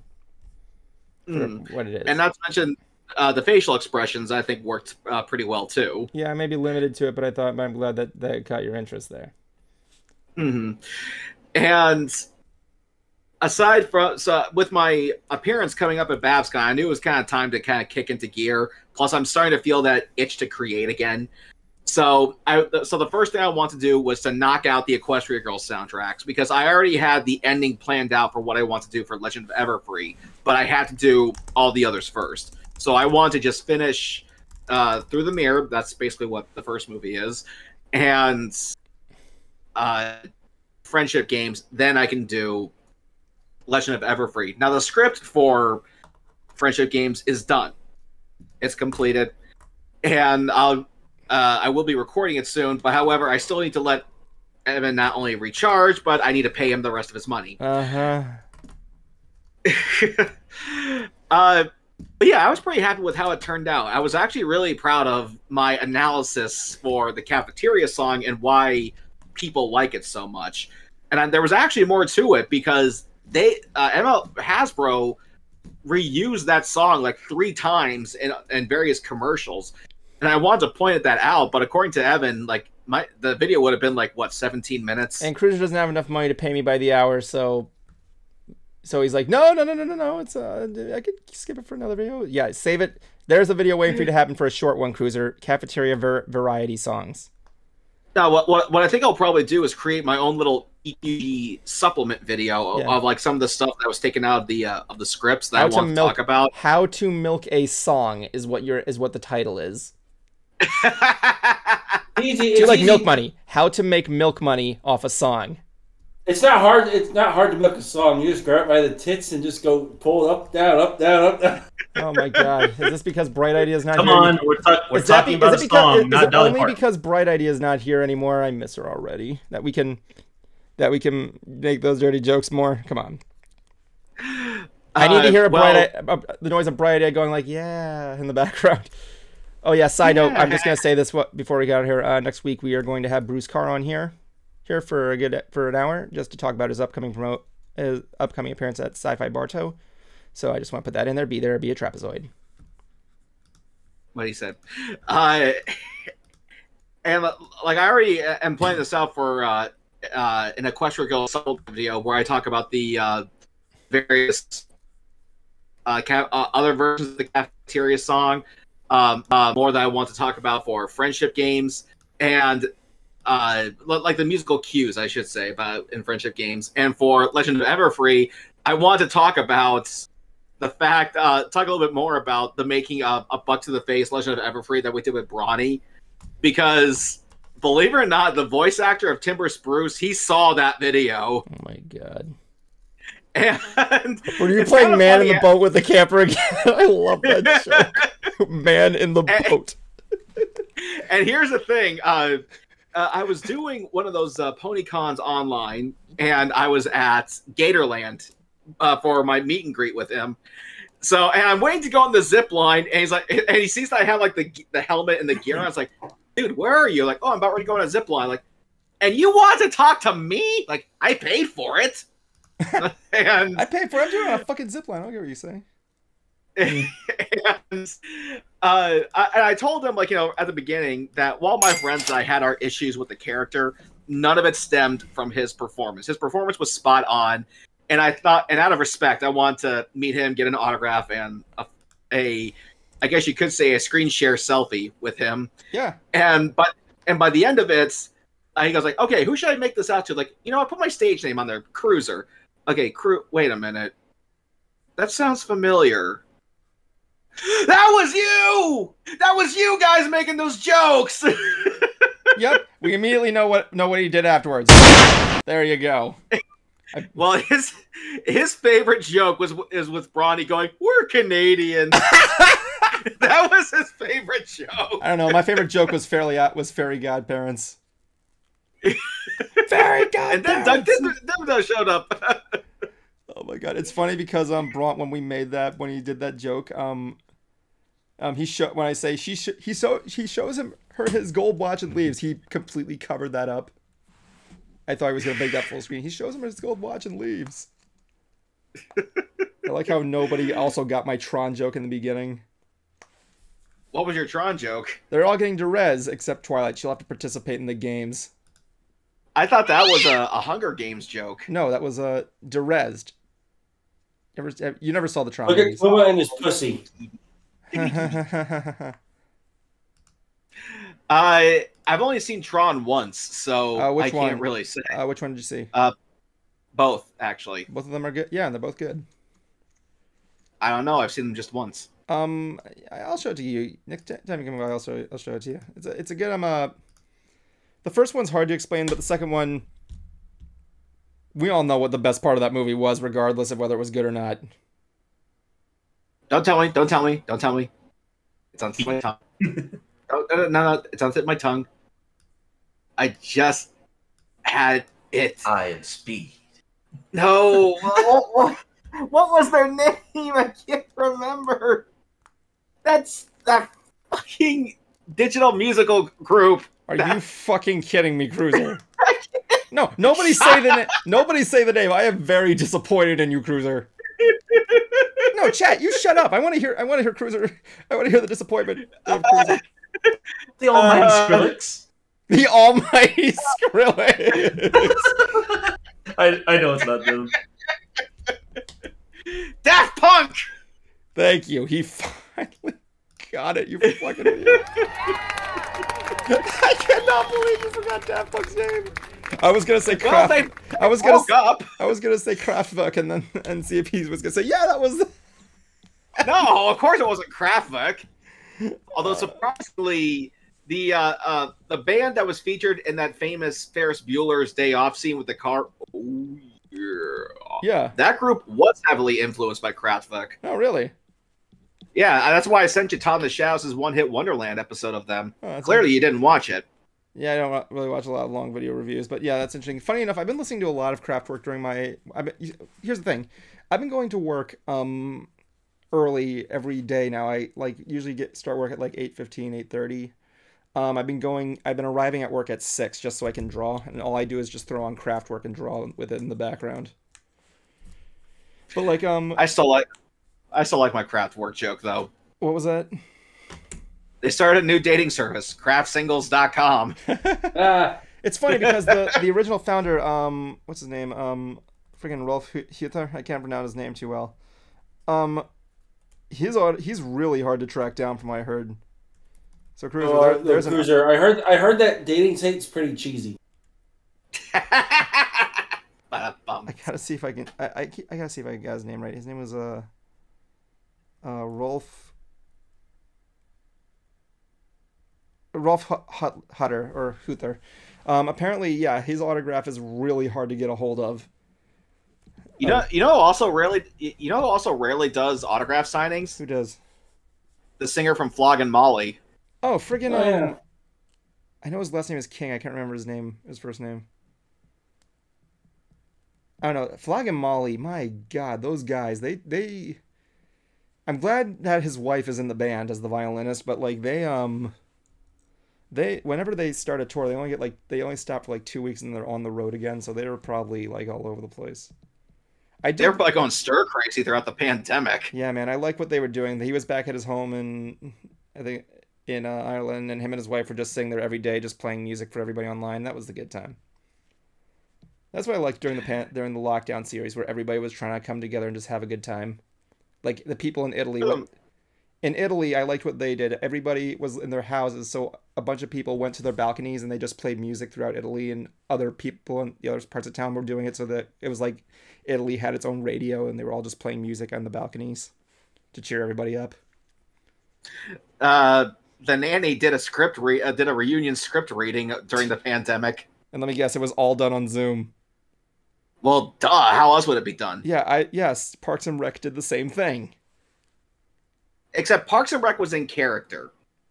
Yep. The people from The Nanny weren't. They were just doing kind of a reunion and a script reading from one of the episodes. Fran Drescher is still alive? I thought she died. Jeez.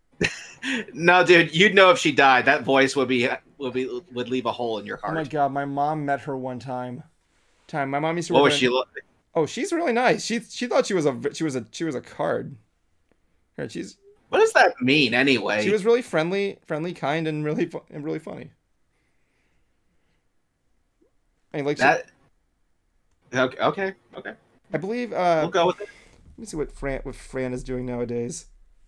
What does she look like now? What does she sound like now? You can imagine the same thing. She was a breast cancer survivor, wasn't she? I think so. Yeah. I do not follow that woman's career. Well, I know she wrote a book called Cancer Schmancer, so I'm pretty sure she was. Yeah, I just got the Cancer Schmancer movement. So yeah, she is a huge on raising awareness for breast cancer, which I can respect. So yeah. Shave the titties. I remember the time during the breast cancer awareness time where people were walking around with those shirts and the bracelets that said "I love boobies." Mm-hmm. Well, yeah, everybody does. I guess so. Okay, even women love boobies, straight or gay. What about? I don't know what that has to do with birds, but okay. Maybe anti-birdists will do it. Or what was that one phobia in the Animal Kingdom bird show? Fob. Fear of birds. People who have fob. You know, like Jablonski. Wait, Jablonski's afraid of Fallout Boy? Well, who else is not afraid of Fall Out Boy? It's like trying to look at Coldplay and go like, every time I hear that fucking song, he cowers. Fucking sugar swing. He's the guy that cowers in the middle of the mosh pit so they can't have one. You know, Coldplay actually has 48 million listeners on Spotify. Fuck those guys. Come on. Fuck Coldplay. Those guys have perhaps one of the lamest single shot videos I have ever seen. Wait, what song was what did they do? Yellow. Oh yeah, that's right.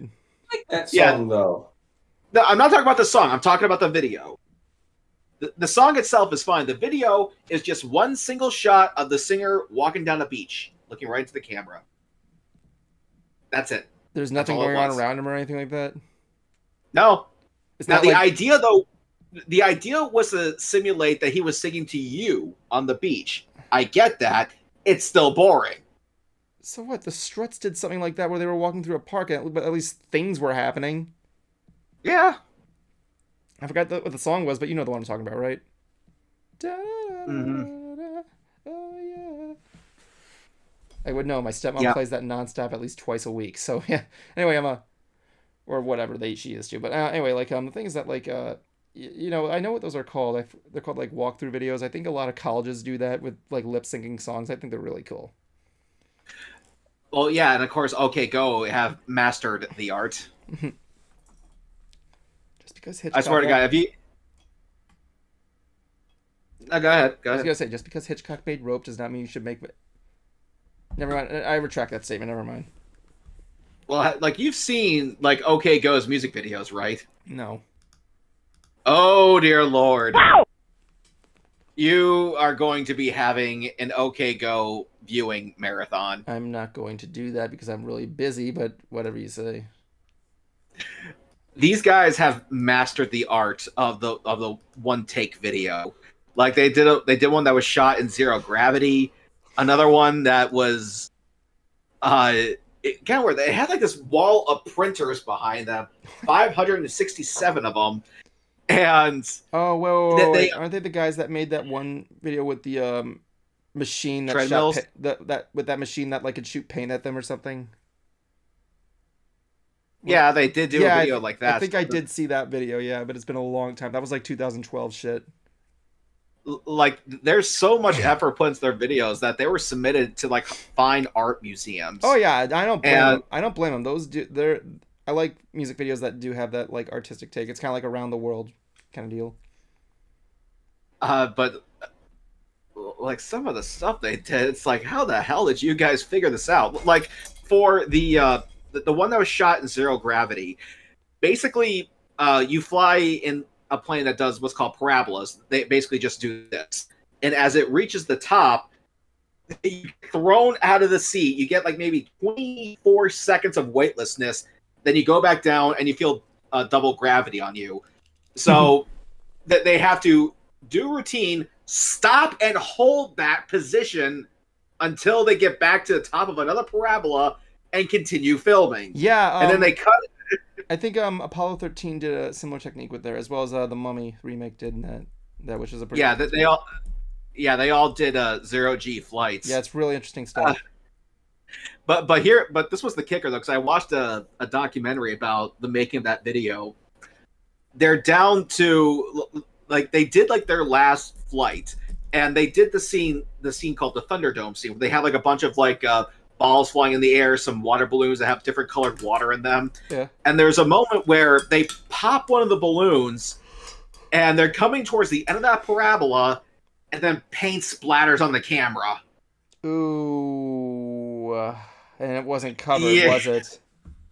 No, and you can see like their drummer's like,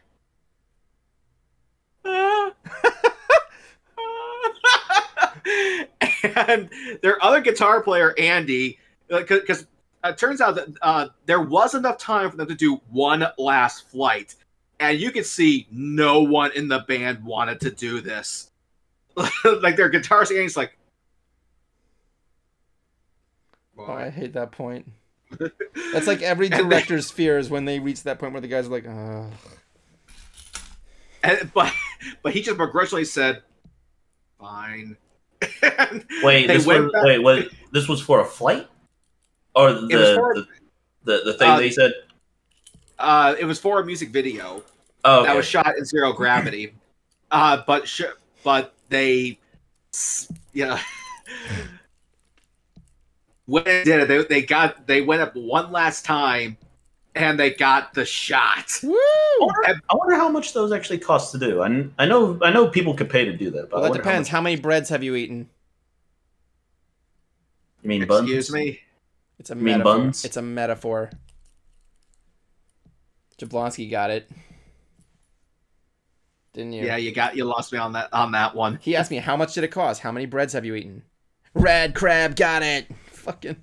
It's a JoJo. I don't get it. This roll's got fucking. Of course, it's a JoJo reference. Yeah, I was gonna say I don't know anything of JoJo. Oh, fuck you guys. Okay, you uncultured swines. Yeah.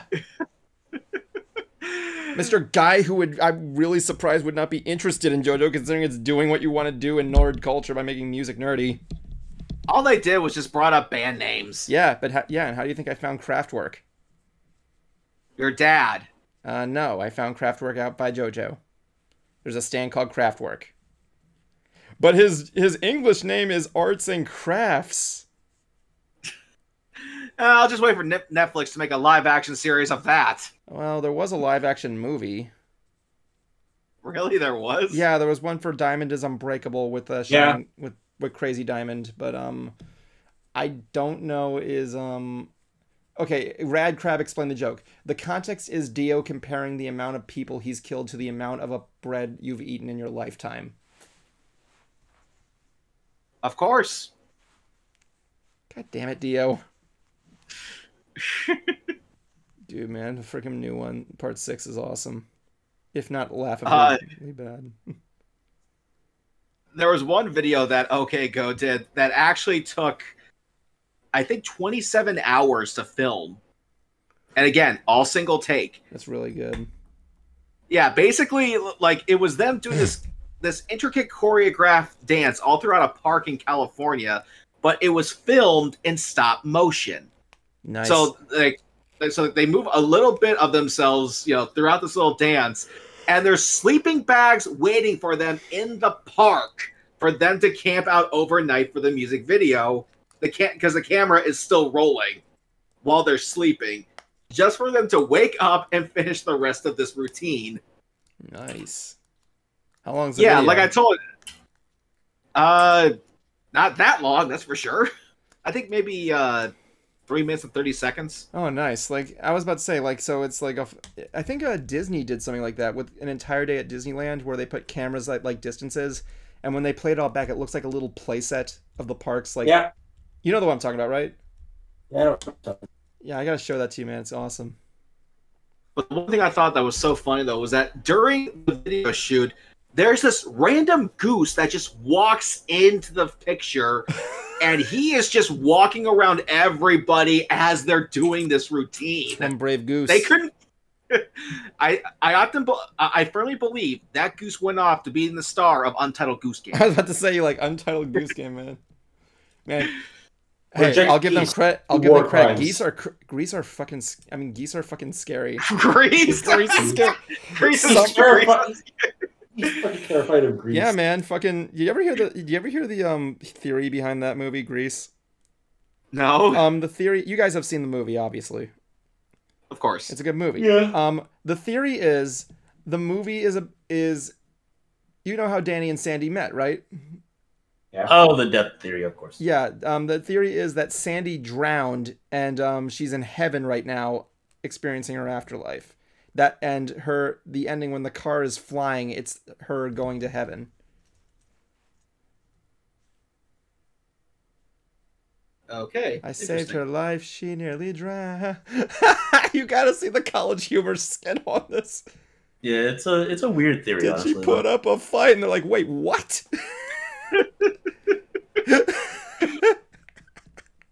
So then what's the theory on the sequel? The theory is that it never happened and it was a hallucination. Although we did get Michelle Pfeiffer out of that. Ha. It looked like a Grease movie. You want to know something that never made sense in that movie? Why the fuck is Eddie Deason there as Eugene in the first scene? It doesn't make any sense. Are we talking about the sequel or the first movie? The sequel. Like, Eugene is in there. He doesn't say anything. He's just there. And he's like, and I'm like, why is he there? He graduated. He was the smartest kid in school. What the fuck? don't know, but I still remember when I had you record that video shout out for me. Oh yeah, from Eddie Deason. Yeah, and I remember I said to Evan, ask him what it was like playing the guy boarded up in the wall. Parentheses, he'll know what you're talking about. Oh yeah, he was a nice, he was a real like nervous guy. I mean, like, you know, when you're like, yeah, and go ahead. He clearly had a little social anxiety. He was a fast talker, but he was nice. I thought he was a nice guy. Like, we went and had lunch at the Ronald McDonald's. It was good. And for those who are wondering what I'm talking about, at one point Weird Al had a short-lived Saturday morning show called The Weird Al Show, and Eddie Deason was in it. The name of his character was called The Guy Boarded Up in the Wall. And it was literally just his voice coming up from behind a blank wall. And he was doing the nerd voice? Yeah. And he goes, oh, hi, concert. Yeah, I like playing that role because there was just me with a script. I hate memorizing lines.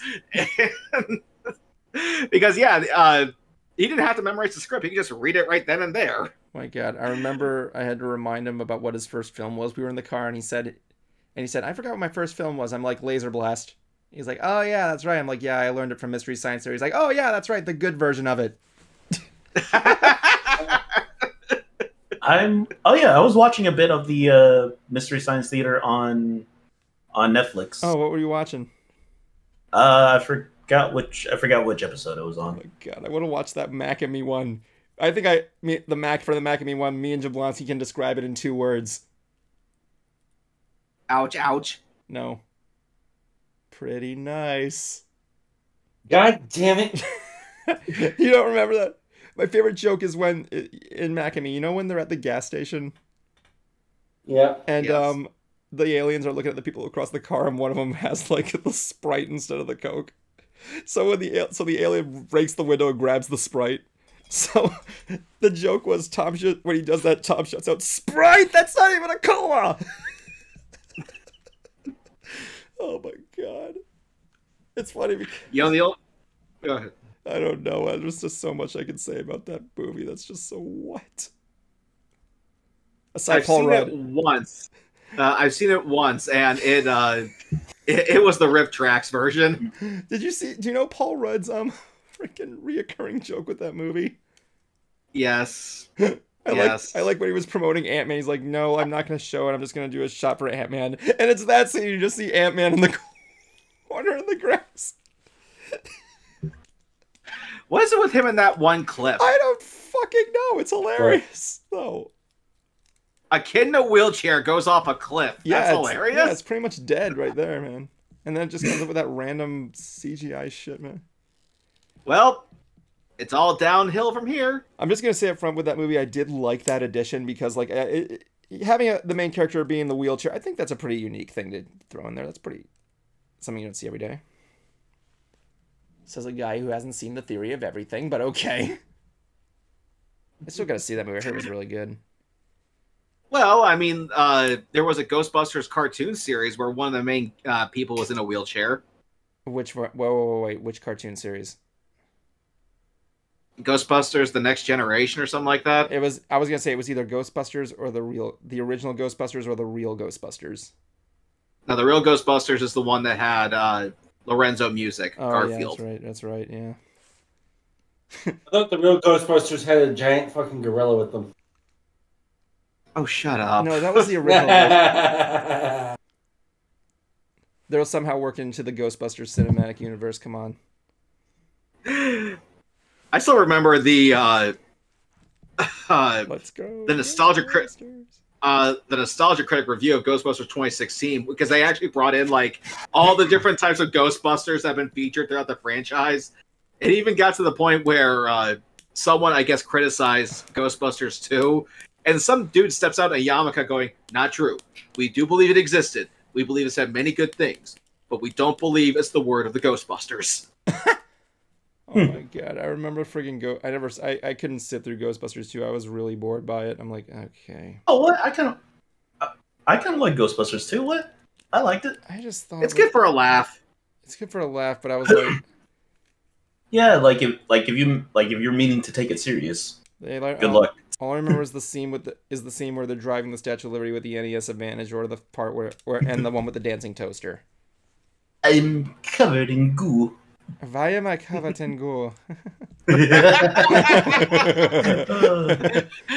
am I covered in Why am I covered in goo? Also, not gonna lie, that painting in general that they had, Vigo? just Vigo. What was his last name? Morganson or something like that. Vigo, something. But yeah, just that overall painting in general is just like, who the fuck would own that? If you're not the person, why would you want that painting? It's like that face. Like, I don't know why you would put that in your hall, your house. Like, are you trying to intimidate people when they come by? I can think of several good reasons. There you go. There, we'll get a Vigo paying for friggin' Kuma next chance we get. I don't know where I'm gonna put it. God, I just looked it up on Google Images, and the images I got are just screaming Windows desktop. Funny enough, there's actually some pretty cool stuff here, because there actually is behind. The one thing that's really cool about that is it was all 3D image. It was actually film. It wasn't like a still shot. They actually had to paint him, and he had to stand still, which I thought was really cool. But You think he actually owns the painting? Oh yeah, I can imagine he would, man. That painting was awesome. I think the painting is awesome. I guess imagine I see Bill Murray having that. I guess imagine the studio going, God damn, this thing is hideous. Yeah, you take it. Yeah, right. Just like whoever the first person that asked about it, be like, you can have it. We don't have to do anything with it. Good. Go ahead. That's really funny, man. You know, friggin' Oh, hey, here's a topic that popped in my head a while back. Right. So with the MCU and the DCU, whatever and all like that. So I love how we're kind of getting a more look at like how the people, like the everyday people, like kind of are now. In some of them, well, I mean, I know like in Batman versus Superman, like they had Batman like surveying the whole battle as Superman was fighting and everything like that. Yeah. What popped in my head was, how do you think it would feel to like be in one of these universes? Because like think of like, have y'all seen the Eternals? I have not. No. Oh well, check that out. But like, just the whole thing of what happens in there, because like we get to see like a being born from the earth, basically. Like, I'm not gonna ruin like how it happens, but like it's kind of a big thing that's happening at certain parts of the world. So like, if you're there seeing this thing, like you would see its hand coming out from the world, like from the little earth. How would you feel about that? Like, I think my reaction would most likely be and screaming and running and dying. Just finally, the sweet release of death. I mean, yeah, I'd probably freak out and just be like going, holy shit, we're gonna die. You know something that's really interesting that I thought about yourself? Imagine falling from like a high place, like a building or something like that. Are you going to scream?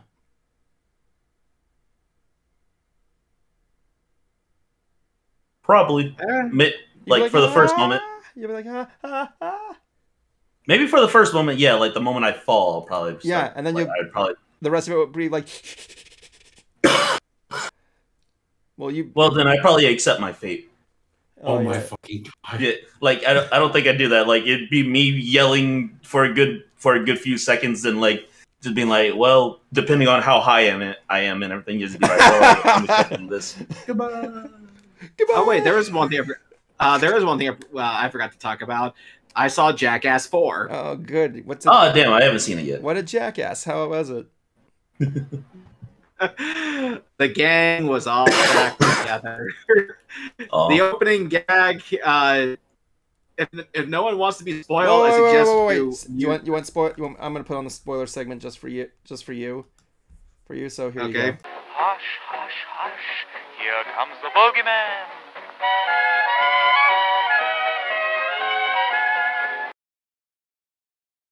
Okay, chop chop, 5 minutes. Okay, start. You got the opening gag, which Jackass has been known for in all their movies, and they're doing some sort of a kaiju gag. Like, Oh, cool. okay, like this is cool. I'm seeing the toy town. I'm seeing them going back and forth between the toys and the live action set piece that they're all running from. You see the monster, and at first I'm thinking, oh, this is actually a different kind of monster, actually, and because it's its feet or how it moved were like these weird glob things, and it zooms out. Monster. It's a penis. Yeah. They painted Pontius's penis green. Oh my god. I was gonna say 3 people up the name 3 people, and he was one of them. Yeah, and God, there it's was. always Pontius. It always is. I swear. I think it's because he has the biggest dick out of all of them. Yeah. Well, it's not just that either. It's because he is also the guy that will do things with his dick for some reason. Like So he'll do is like Steve-O. Like well, no, Steve will just do stupid shit. Pontius literally put What like was the in name an of the movie? interview. Wait, what was the name of the movie? Jackass Four. Forever. So if I look Oh, up yeah. Jackass Forever penis. There was actually Yeah, so- something funny. There was actually Wait, no, something yeah, funny that I saw Pontius earlier. literally said like he's mostly the guy that will do shit like with his dick yeah. all the time. Yeah, Steve-O will just do So stupid in other words, shit. he's gay. No, he's No. no. Nah, if anything, I'm Do pretty sure that shit. guy's fluid. Do shit with his dick. Yeah, in Jackass 3, I think there's a video of him like swinging his dick and like he hits a ping pong ball. Joke went right over your head. Oh my Yeah, I God. don't care. So there was a, Cruiser got it. funny I can enough see he about got that. it. Funny enough, there was actually a post I saw about the opening weekend for Jackass 4. Yeah. It starts out. It's a variety post on Twitter. After earning $3.4 million in its opening day, Moonfall is struggling at the domestic box office. The film carries a budget of $140 million, making it one of the most expensive independently financed film productions in history. First comment: people just wanted to see a more sophisticated film. Jackass 4. Moonfall. My God. When I knew what the plot is, the moon falls on the earth. I'm like, well then, all right. I can see what that is. It was about time before the moon became the bad guy. Gee, I wonder what kind of references we can make from that. It's not like there's a video game where the moon falls from the sky and has a creepy face on it. There was one gag they did for Jackass 4 that honestly, I'm surprised no one in the theater threw up. Oh my God.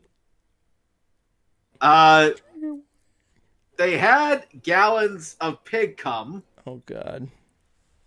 and they dumped it on Dave England's head. They call it the Borgaki.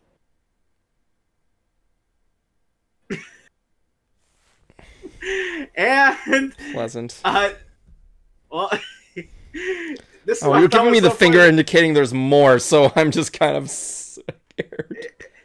He's like, "What the fuck was that?" And they're like, and they go, "It was pig cum." And he goes, "But I'm a vegetarian." Ugh. Okay, I can't. So it was just a whole movie of just guys just freaking pugging each other. It's called Jackass. What did you Yeah, I was gonna say. That'd be like having a podcast that goes on for 2 hours of four nerds talking to each other. You mean like the mini podcasts like there are now? Yeah. Yeah, you know, I'm talking about Park Geeks. And ants? No, we're fine. Fine. I'm talking about Park Geeks, man. Congratulations on Park Geeks, by the way. I really appreciate that you guys are getting a good flow on that podcast. Don't disappoint me, son. If I was ever a guest on there, I don't think I could Cruiser, talk the about- correct response would have been, I can't talk about rides. I would have expected Cruiser to go like, Dad? Friggin' Oh, Aspen actually, I could talk Hotel. about one. I could talk about one ride I've been on before. Me! Just one. Me! I'm the best ride, man! It's literally the Spider-Man ride. Wait, the one in Universal is the best is one of the best rides in my opinion. That's literally like the only actual like ride I've ever been on. Like In your life. Like I don't ride roller coasters. I literally don't do much shit. Don't worry, if you rode Spider-Man, you rode Transformers. Oh, F you, Bruiser. You can be afraid of rides if you want. Like, no, F you. You're like some of those girls I date sometimes. Like the moment I say that I love going to like Disney and all that shit, they ask me, "What's your favorite ride?" I'm right there going like, "I don't really have a favorite ride. I don't go on rides." Then it's just a weird thing of just like, "Oh, okay." I'm right here going like, "Oh, fuck you. I don't go to Disney for the freaking I don't go there for the freaking rides or anything. I want to go there. I want to see Winnie the Pooh. I want to see freaking Goofy. Goofy's my favorite." That's the best part about Disney World. You can actually go to the theme parks. I want to see the characters. I don't give a damn about the rides. That's the best part about Disney World. You can go there and do anything. I mean, look at Epcot. It's, in my opinion, the best theme. But no, people make it seem like it's only the rides you have to go for. No, they have parades you can sit down and watch and everything. The food's amazing.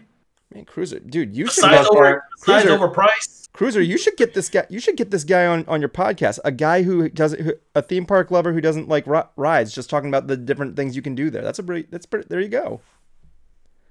I mean, that's what I'm just talking about. In my opinion, if I was on his podcast, I'd just right there going like, "Yeah, I never rode that. Nope." Like that's the thing. That's the thing. Like it's like how I think Epcot is one of the best theme parks in the resort. I do too. Let's face it. But now we have to. But let's just face it. I mean, I've been on Soarin', and that's like only because like I don't really go. I mostly don't like roller coasters or any of those kind of shit. Just ain't nothing fast.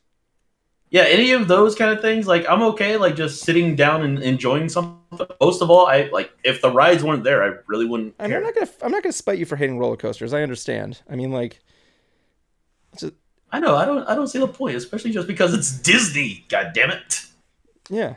Disney has the innovative. I go there for the experience. I go there for the experience, not the rides. The rides are the experience. No, they're not. Dude, there's more to Disney. There's more to a Disney experience than just rides. The rides are not at the hotels. Dude, I'm busting his balls. Dude, exactly. Dude, the rides aren't at the hotels. I'm there for the characters. I grew up with them. I didn't grow up like right there on. I didn't grow up on a roller coaster watching them, going like, "Whoa, shit!" I didn't grow up. Oh shit! I gotta go to a park and then enjoy this. No, I could just go to the park and just see the character right there and be like, "Oh snap! There's freaking Pinnochio." Fucking Pinnochio, dude. Why do you look like something made? You don't look like the one of Guillermo del Toro. What the frick? Oh, it's funny enough. My buddy Voltaire was actually at Epcot and he was saying hi to the characters like Mulan and Mary Poppins. He was like, "Hey, how was your year?" And they're talking to each other in a distance. Really good stuff. But like, I like that kind of stuff where you get like pictures with characters. Because the people who work behind it really do good stuff, especially with like be a cast member, just the characters in general. Like I remember when The Incredibles 2... I really do love the people that do give so much into being the characters. Like here's a little story. Like when The Incredibles 2 came out, they did a thing with Tomorrowland called the Incredible Expo.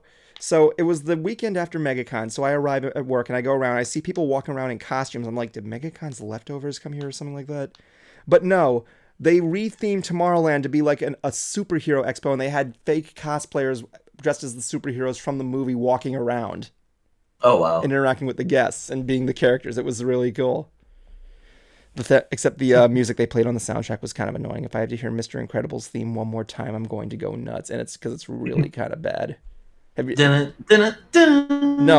it's like the lyrics are Mr. Incredible, incredible. Oh, I totally forgot about that one. I know, yeah. I'm like, this is the worst song I've ever heard. I said this to my mom, and I said, this is what I gotta listen to all day. And she's like, wow, that's incredible. Just to fuck with me. My mom likes to fuck around with my head like that all the time. It's so funny. Wait, biological mom or stepmom? My biological mom. Okay, just making sure. You'd like my mom. She's really funny. Don't say it. Well, don't say what? What were you gonna say? When's she coming down next? She's probably not for a long time. She probably would come down with my sister. My sister is hard to get along with, but yeah. Oh, then she and I would get along great. Just a little heads up there. She's my sister's boyfriend proposed to her, so she's getting married. Cool. Okay. Yeah, it's cool. Dude, she's way younger than me. Yeah, I know. I wasn't implying anything there. Yes. Oh shit! Well, I mean, Dude, if you were dating my sister, I'd be like, anything no! about your age. No one said anything about your age. Yeah, side note, what's the problem here? She's over her she's like 20, she's 28, like 27, man. The point is that I remember when Evan showed me a picture of her, I said, "Oh, she's cute." And I think you met her once. If I did, it was brief. Yeah, I know. I think you remember saying, "Hi, I sleep in your room when you're not here."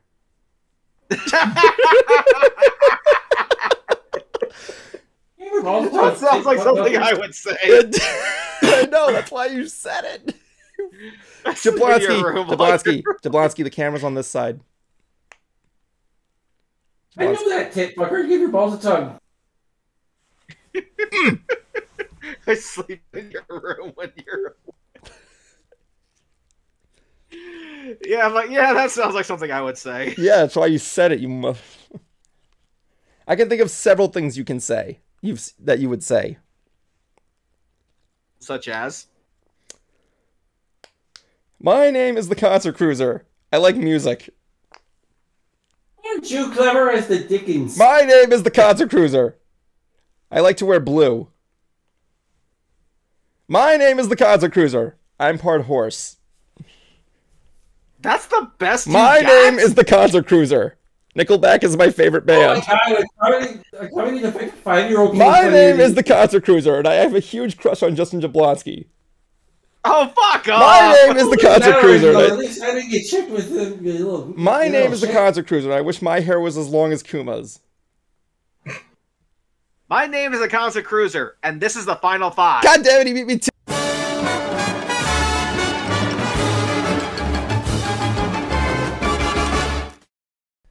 Here we go. It's Welcome. The final countdown. Cruiser, shut up. Welcome to the Final 5, everybody, where it's the last 5 minutes of the show, and we like to talk about stuff and things, usually projects. So, since it's always ladies first, we're going to go with Kuma. Kuma. I thought you were going to go first. Oh, yeah. Also, for a little bit here, we now got a displayable timer. So, Kuma, your time begins now. All right. Wait. There you go. I've been doing a lot of D&D things mostly. I've been trying to set up another campaign, but also working on the first one and trying to join others in playing more stuff because I have like all these characters that I've gotten in character auctions and shit, and I make up so many backgrounds about these characters and everything, and I just need a way to like put them out there, and I'm just going like, damn it, come on, let me make up, or let me play and make up this character. I don't care if they die or something like that. I just want to play the character.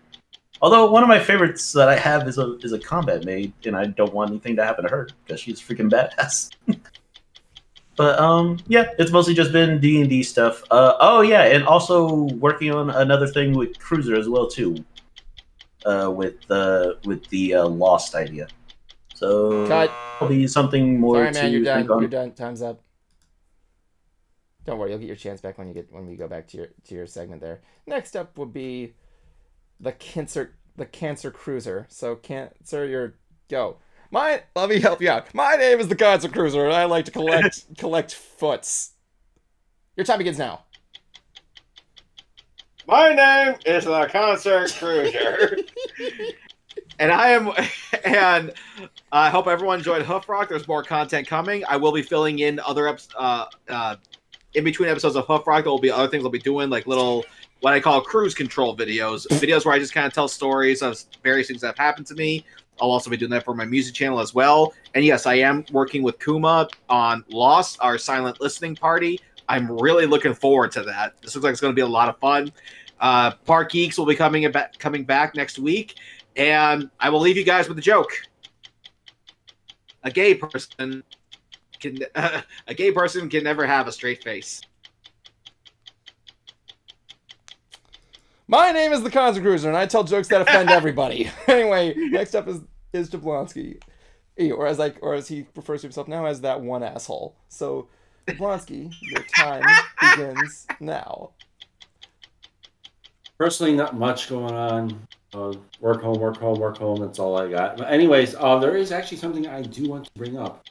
A good friend of mine, he runs a art shop in St. Petersburg, Florida. And recently, due to events, is having issues with staying open and could really use some help.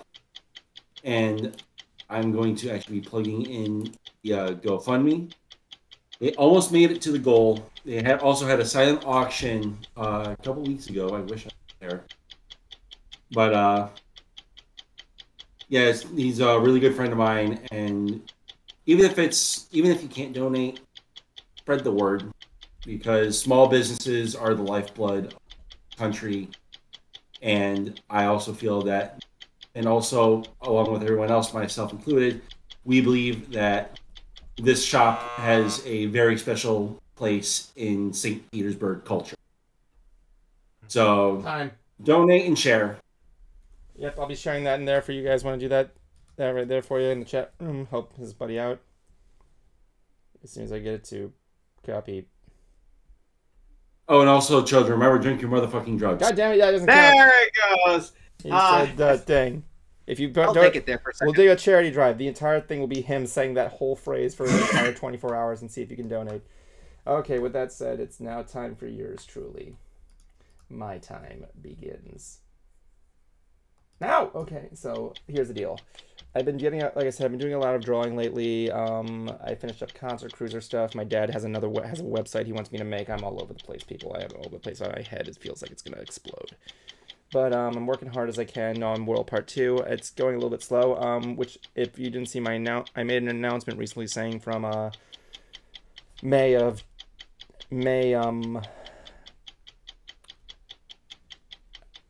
on, it was like May 19th through July 12th, I'm going to be taking a 56-day hiatus just to put more focus onto it if things don't work out. It's coming. I'm not going to quit until done because it kind of helps out with the dream project, which I am working on with Annette, and we actually recently got Traveling Arrow on board, who's offered to help out with some sound work. So yeah, we're going to do that one little bit at a time. I'm actually going to work more on on the 10th draft of the script after this. So with that said, everybody, it's time for the final segment of the night. Thank you for joining us.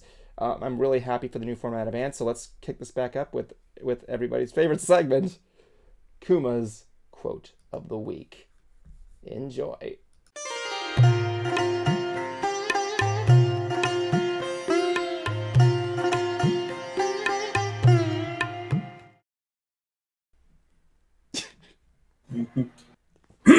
Yay, okay, so the quote of the week comes from one of my favorite sarcastic cats that ever came on TV, Salem, the cat. And the quote is, as long as you drop everything and stay focused on me, I should be fine. And from everyone here at Ants, remember, wherever you go, there you are. Peace out. So good to be back, baby. It's the end of the show, so don't blow it. It's the end of the show, so don't blow it. It's the end of the show, so don't blow it. End it right.